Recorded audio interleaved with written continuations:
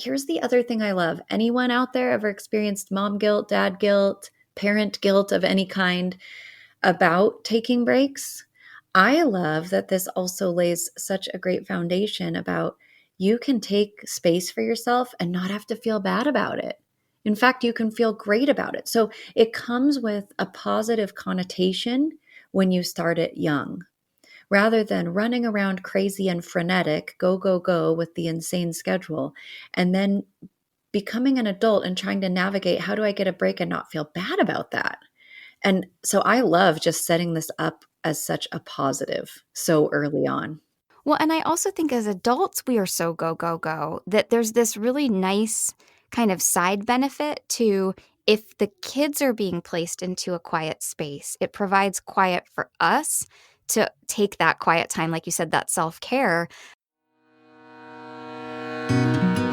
Welcome to Raising Adults, the groundbreaking parenting podcast that starts with the end in mind. We're your co-hosts, Deana Thayer and Kira Dorian. We created future-focused parenting to take families from surviving to thriving. So join us as we help you stop raising kids and start raising adults.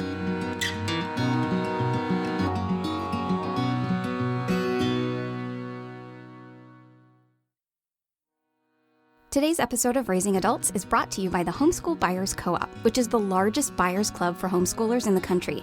It's run by homeschoolers who have a love for family and a deep commitment to homeschooling. And what the Homeschool Buyers Co-op does is give families the purchasing power of school districts, which means that you get 10 to 90% off of curriculum. Plus, registration is free, and they have a ton of free resources available as well. They also have a Smart Points reward system, so the more you buy, the more you earn. And if you register for your free account with our referral code, which is ADULTS, ADULTS, you will get 5,000 Smart Points right away, which basically gives you $5 to spend on the site immediately. So register for your free account today and use our referral code ADULTS by going to homeschoolbuyersco-op.org. That's homeschoolbuyersco-op.org. Well, hi, everyone, and welcome back to Season 4 of Raising Adults podcast. Kira and Deana here, coming at you from the laundry room and the office. Yes. Which is not as much fun as just being in the laundry room together. But Deana and I are starting to realize it might be a while till we're in the laundry room again together, which is such a bummer. But there we are. There we are. We're coming to grips with it. Yeah, but we have such an important topic today. I'm kind of amazed that it took us 4 seasons to talk about it because it's something that both of us are really passionate about. And it's kind of a simple thing, but so incredibly important. And that is, we're talking today about kids and quiet time and how to implement quiet time in your home and the importance of it. Why is quiet time important? And really just want to talk about all the facets of that and how we both kind of navigated that in our homes. So, Miss Deana, do you want to start by sharing your why? I'd love to. I have 2 whys for this topic. And one is, of course, when my children were little and still napping, my why really drew from my work in the sleep consulting world and just knowing the importance of a well-rested child, not only for hitting developmental milestones and things like that, but also for behavior and attitude and outlook.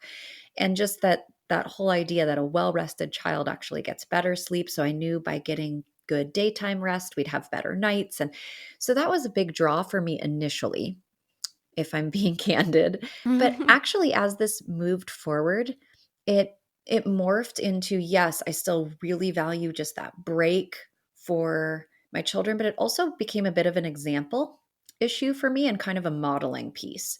So not only is it good self-care to give yourself as a parent a break in the middle of the day. So even when my kids were done napping, we enforced just what we called quiet time. They could just play quietly in their room or read or, make up a little game in their mind. They often did that. So that's absolutely essential just for them to see how nice it is to just have a break from interaction and have some of that solitude. But I also felt there was a modeling piece for them seeing me take breaks. I think particularly in America or in Western civilization, perhaps in general, we can kind of run ourselves ragged and almost have this kind of pervasive environment where it almost is it looks great if you're busy. We almost think it's a competition. I don't know how to explain that well, but it's almost like the most busiest person wins. Look how busy I am. So true. Look how productive I am. I'm never sitting idle. And I actually think it's important that kids see us recharging our batteries, taking those intentional breaks and saying, wow, I actually am more productive in a healthier way when I take time to just be and not do. So that's kind of where it began and where it morphed for me. So my whys were around the health piece for them, of course, but also the mental health piece for myself and them in the modeling area. What about you? Yeah, I mean, I think we're so similar here. I couldn't have said that better myself. I feel like I just watch the whole world go, go, go, go, go, go, go. And I never wanted that for them. And it's been interesting actually being in quarantine because I realized how much we were doing that anyway. I mean, and we're not a go, go, go family, but we were still pretty go, go, go, if that makes sense. And it's been really great to kind of be forced to not be able to do that and to look at what do I actually want to re-implement and what do we want to let go of so that we can actually support that why in a better way, because I feel the same way. It's like it's so important for everyone's mental health that there's downtime. And I think culturally we do this go, go, go partially because we have not been taught how to be with our feelings. We have not been taught how to sit with ourselves. And so we just keep going. It's like, okay, well, I'll just do this and I'll distract myself with this and I'll distract myself with that. And where is the reflection time and where is the sort of moment to pause and to grow and to think? And I wanted my kids to really know how to take that time and to know that you need to take that every day. Like every day, there needs to be a little space of just quiet, of peace, of reflection, of a chance to let your brain kind of percolate on what it learned in the morning, and grow and change. So that was a huge why. And then my like secondary why under that was that when they stopped napping, I was like, well, I still need that time. so you will have mandatory quiet time. And that was really helpful too. Just like it's great you don't need a nap anymore, but that doesn't mean that you don't need a break and that your brain doesn't need a break and your body doesn't need a break. And to be honest with you, that we need a break from each other. Because as much as I love you and as much as you love me, it's also important that you learn how to be independent, play independently. That was really, really important to me. Like, I am not your only source of entertainment. And if you have that quiet time in your room, you're forced to look at your toys and go, what am I going to do with these? And what adventure am I going to go on today? And what books am I going to read? And, it forces that independent play and that chance to discover for oneself what one likes to do. So that was a very long-winded why, but that was definitely, we're on the same page there, Mm. unsurprisingly. Oh, it sounds like it. So how did you do it? I bet we're pretty similar in this one, because I know you started it young like I did. So tell everyone a little bit about that. I did, and I'll be honest that I did start with naps, which I think are kind of this traditional idea, but I know plenty of families who say, well, my child didn't look tired, so I just didn't even try. And I always, what I called, offered the nap. And if they did not accept the offer, that was okay, but I always offered the nap. So that was just kind of a big value in our home is that we offer the nap. We offer this chance to sleep. If you take it, great.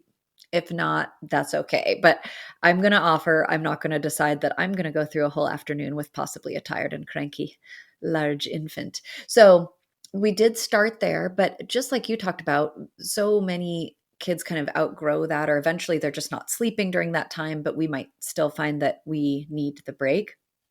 I love what you did. I hope you're going to talk about how this was actually one of their first jobs, so to speak.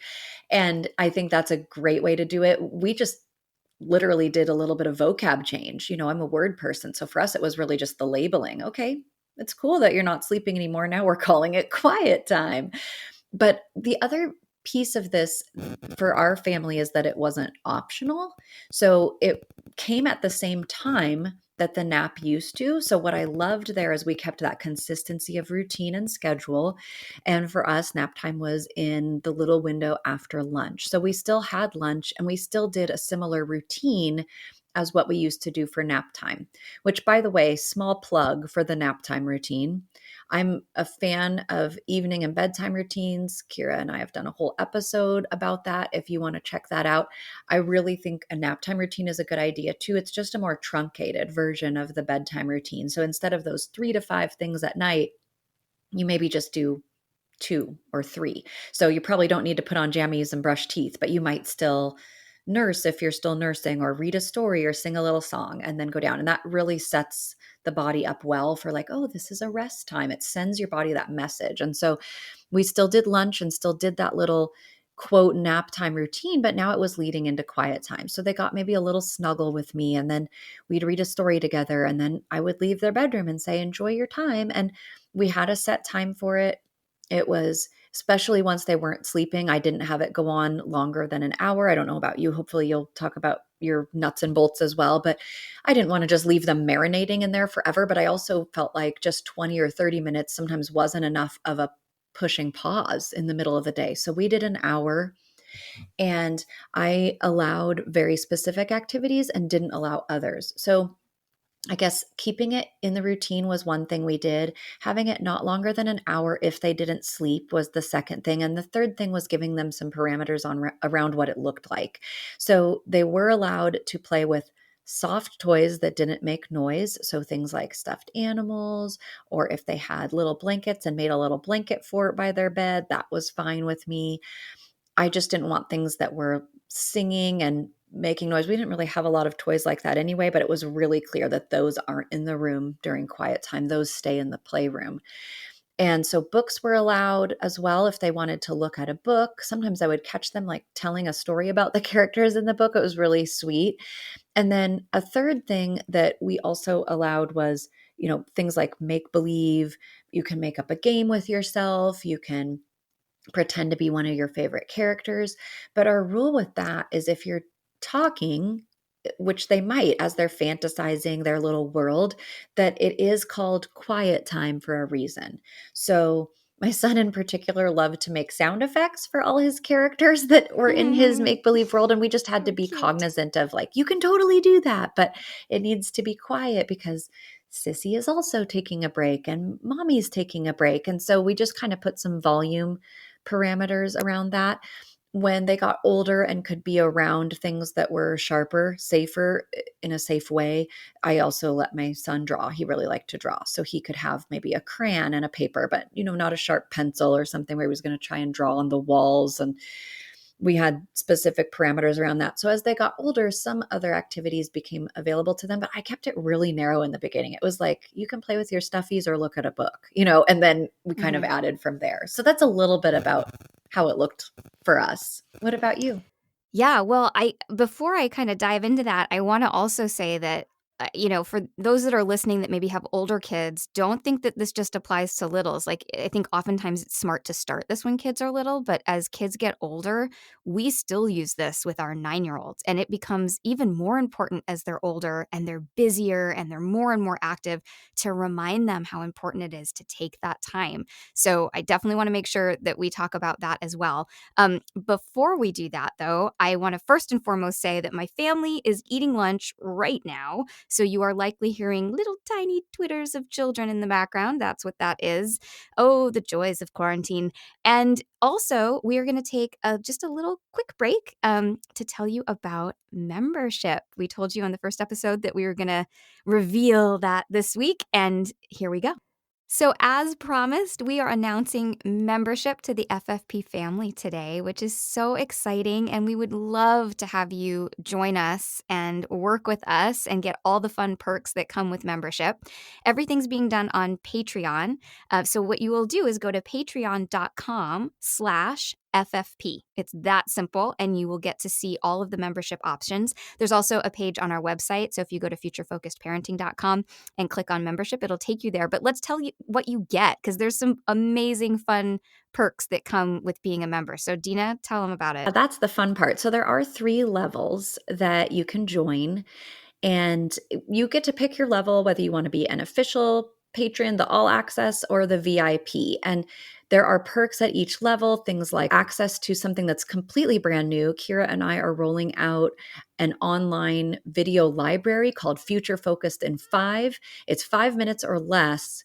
These videos, they're short, but they pack a lot of practical nuggets into that 5 minutes. And so you'll have access to that video library. It also comes in an audio form if just listening is better for you. And then for those who want to engage even further with us, we even have a level that gives you access to us each month in the form of a monthly Q&A session. So there's lots of ways to engage, whatever your comfort level is, whether it's on that lower side. Hey, if what you've been hearing and enjoying is worth the price of a latte, literally, you can join the FFP family even at that level. And so we really look forward to joining you. There's a lot that is a benefit to you, but we're also excited to partner with you in a new way. Yeah, I think what's really cool about that Q&A level is that you're basically getting parent coaching for just the tiniest fraction of what it would normally cost you. You can just hop on every month and be like, here's what came up this month. I have questions, and we will answer them for you.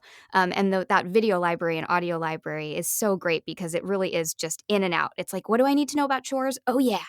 That's the 5 minutes of content that I need to pull right away. So there's a lot available to you. But as Deana said, for the price of a latte, you can support our show and, just let us know that you've been listening and enjoying the content and that the content is worthwhile to you. So if you're interested in becoming a member, we would love to have you go to patreon.com/FFP.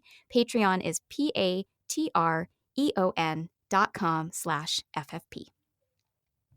Let's see, what did we do? Well, similarly, we turned nap time into quiet time, but they stopped napping my kids right around age 4. They were kind of late in that way. And so that was right around the age that we were implementing chores. And so one of their 4 chores was to do quiet time. Yes, And this is what I wanted you to talk about. I love this so much. It was yeah, literally like, here's one of your jobs. Have yeah, some this is quiet one of your time. jobs, is to take good care of your brain and your body and have a rest. But here was the other thing I did that I'm particularly proud of, and that was that they didn't get their show for the day until after their quiet time. So it was also linked to an immediate privilege. And if they did a bad job at quiet time and they were just like refusing to do it and running around making a bunch of noise, they didn't get their TV show. So it was not only a chore, but it was linked to a privilege. And here was the best part was that if they did an hour of quiet time, because I was like you, I felt like that was a good amount of time. So they'd do an hour of quiet time and then they'd get a 30-minute show. I had an hour and a half. So it actually felt almost like a nap stretch for me. And I would still get Wow. this long stretch of time. Look at you So that was, go. yeah, I'm so selfish. I mean, really, like so much of the young years was about how do I get my needs met? Like, how can I meet my needs? Um, but then as they got older and they, really moved even into kindergarten, we kept this going. They would get home from school and they would have an hour of quiet time. It was like, you just had a day. You need to decompress from your day. So we would get home, we'd have a snack, and off they would go and they would do an hour of quiet time. And that went all the way through kindergarten. And then in first grade, we pulled that because they really wanted more engagement with us. And they really, at that point, they didn't need it in the same way. But what we started doing is every weekend, there's a mandatory quiet time at some point where we go, you know what, we're going to have family quiet time. And everybody goes to their rooms and Dave and I will just like put our head down or watch a little show. The kids go to their rooms and play quietly. And it's just wonderful because they know how to entertain themselves. They know how to kind of take that breath and take that break. And we just see it. They come out just happier and healthier. And we do too, because we've had that little break as well. So really, you can't say enough about the importance of quiet time. But what I really want our listeners to hear is that it's something that doesn't just have to be when they're little, that like this is something you can really implement as almost a family value all the way through their young childhood years. I could not agree more. We actually used to do it when it was no longer a daily thing. We did it on Sundays after church. Mm-hmm. And so it was like this little afternoon break. But here's the other thing I love. Anyone out there ever experienced mom guilt, dad guilt, parent guilt of any kind about taking breaks? I love that this also lays such a great foundation about you can take space for yourself and not have to feel bad about it. In fact, you Yeah. can feel great about it. So it comes with a positive connotation when you start it young, rather than running around crazy and frenetic, go, go, go with the insane schedule, and then becoming an adult and trying to navigate how do I get a break and not feel bad about that? Yeah. And so I love just setting this up as such a positive so early Yeah. on. Well, and I also think as adults, we are so go, go, go that there's this really nice kind of side benefit to if the kids are being placed into a quiet space, it provides quiet for us to take that quiet time, like you said, that self care. But sometimes we might even be tempted to go, go, go, go, go. And I would just say, if you can, I'm not a fan of nap when the baby's napping, like that whole concept, because not everyone can do that. But what's beautiful about it is if your baby needs that, you might need it too. And that's the same thing with quiet time. It's like if your kids need that, it might be that you need it too. And listen to that. Like you don't have to go, go, go through that time. You can actually choose to sit and have that quiet space as well. Yes, and back to that thing of also letting it be unapologetic. We just recently took a road trip and it was a long time in the car and about 4 days of family togetherness. And one of my children is more of an introvert than the other. And what I loved is when we got home, this child said goodnight to us. And we'd been on the road for 13 hours, but as far as time of night, it was early for a teenager. And I love that they just said, and you're probably not going to see me again because I'm going to go spend some time alone.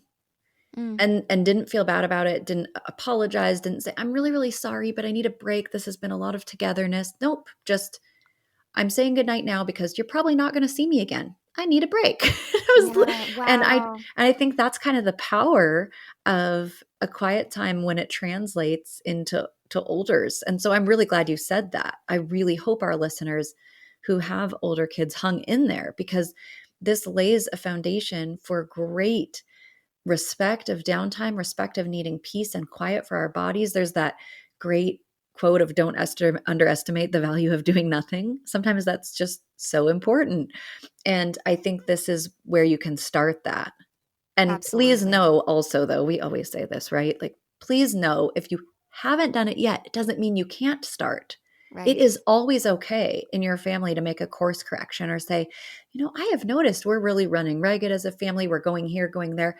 We're going to start having some intentional breaks. We're going to call it quiet time or downtime, whatever you want to call it in your family. Let your kids in on it. They could be 8, 10, and 12, and you tell them, this is what we're going to start doing. And that's absolutely fine. So if this is a piece that's been missing Hmm. in your life, it's absolutely okay to add it. Well, and I think too, let's talk a little bit about, because I hear this when I'm coaching, I know you do too. Well, my child won't do quiet time, right? They won't stay in their room. Right? They won't do it. I tried, they won't do it. So let's talk a little bit about if you get resistance, because you could get that at any age, even 8, 10, 12, right? Like, no, what are you talking about? I'm not going to my room.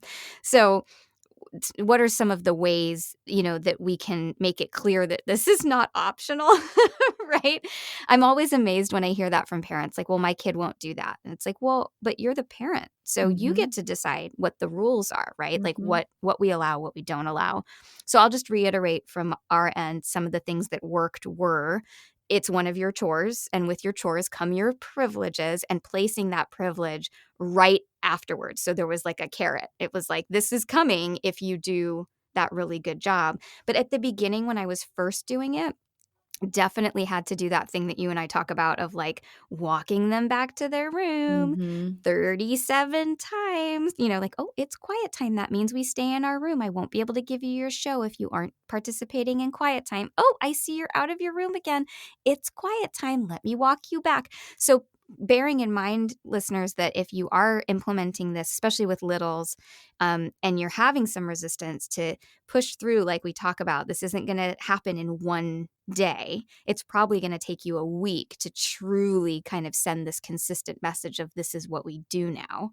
But oh my goodness, the payoff, right? Like, so totally worth it. Oh, I agree. A few days of walking a child back to their room repeatedly ends up being so worth it when you and they get that much needed break. Another way that we talked about it in our home when there was resistance was shopping off the menu of the things you can have. So it's easy to think about what's being taken away from you. And especially for kids, as we've talked about, not even in a negative way, they're very self centered. That Hmm. just their world is still small.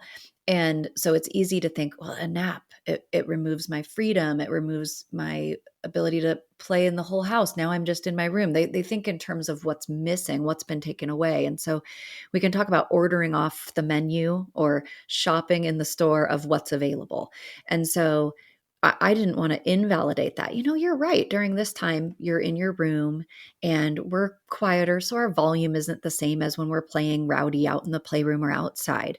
But here's what you can do. And I think that emphasis on what is available proved really helpful to us in helping kind of quell that resistance as well. Now, I definitely coupled it with what you're talking about. It also had to be coupled with consistency on my part of walking them back, reinforcing that this is what we do, tying it to those currency things, but also just those important reminders. Let's not focus on what isn't happening right now. Here's what you can do. You can color a picture. You can look at your book. You can play with your stuffed animals. You can invent a game. And also, one thing that was helpful in that piece was offering something different. You've been playing with these same things for a few weeks during quiet time. Why don't we get out something else? So bringing it back around to what is an option for me. And I think even mindset wise, we talk about growth mindset and we talk about how to maintain positivity and gratitude on the podcast several times. This is another one of those times. Learning to see things and frame things in this way of look at all the things, all the options that are available to me rather than choosing to focus on what isn't. So that little twist was helpful. Now I will say, granted, that's going to take the developmental stage of at least preschooler 4 or so. You wouldn't try that Mhm. with a 2-year-old. Look at all the options you have. They're just mad, right? So you just got to walk them back and be talking through that. But definitely when they were cognitively able to kind of understand, oh, but I do get to do all of these things, it really helped. And just offering some options. As Yeah. parents, we kind of hold all the cards in a way, and that can feel really hard to a little person. So reminding them what cards they hold is great. I mean, I think in a lot of areas of parenting, but this is one of Yeah. them. Oh, I love that. And I think for parents that are maybe concerned, because I do hear this sometimes, oh, well, my child doesn't want to be away from me and they feel alone. It's not the same as when they're sleeping, they don't realize they're alone, right? Like suddenly they're alone and I don't want them to feel alone. I think it's really important that we're communicating with our children, even when they're tiny, about the benefits. And that the point isn't that I don't want to be with you, right? That you can say, I love spending time with you. There's nothing I'd rather do than spend time with you. Part of my job as your parent is to make sure that you're mentally healthy and well. And it's so important that everyone gets just that little bit of alone time. And so I love you so much. I want to make sure that you're healthy. I want to make sure that you're well and that you get what you need. And so this time isn't that mean I don't want to be with you. It's that I want to make sure you're healthy and well, and kind of reframing it for your kids and helping them understand, as we do all the time as parents, that sometimes what's best for your child is not what they want, right? And For it's not sure. necessarily what's easy, but we Nope. know that it's what's best. And so it's okay to sometimes say, I can understand that you want to be with me. I love being with you. This is one of those times where what's best is that you actually get that hour to yourself to just relax, and for as a parent with a young child to start setting that up for yourself too.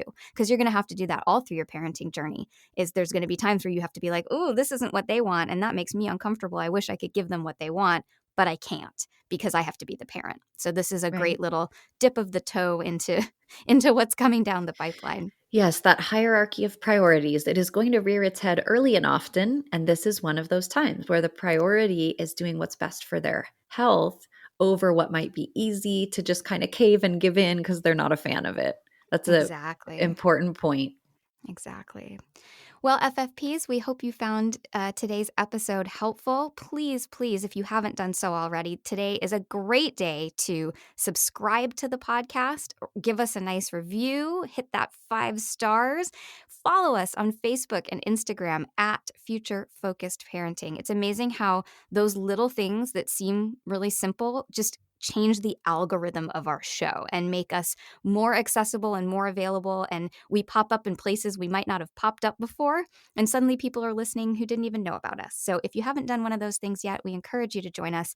And please, oh, please, if you want to become a member of the FFP family, you can go to futurefocusedparenting.com, click on membership, or go to patreon.com, patreon.com/FFP.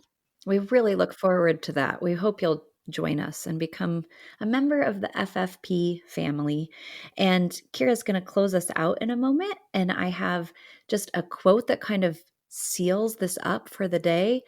And we actually talked about this a little bit earlier, and I think many parents will be able to resonate. The quote is by Melody Beattie. We need to build downtime into our lives so that we can have solitude without feeling overcome with guilt. So true. And parents, you get to lay the foundation for that with quiet time or naps or whatever stage you're at, but you have an opportunity to do that, and we would encourage you to do so. Absolutely. So thanks for being with us, and we'll be back with you again next week.